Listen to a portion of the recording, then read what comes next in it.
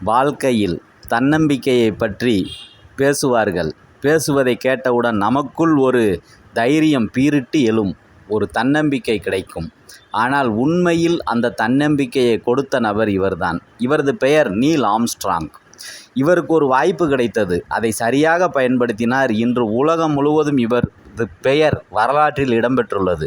நிலவில் முதலில் கால் பதித்த உத்தம புத்திரன் இவர்தான், நீல் ஆம்ஸ்ட்ராங்.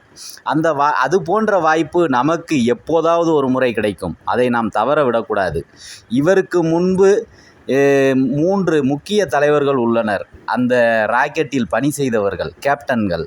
ஆனால் அவர்கள் தரையில் கால் பதிக்க தயங்கினார்கள்.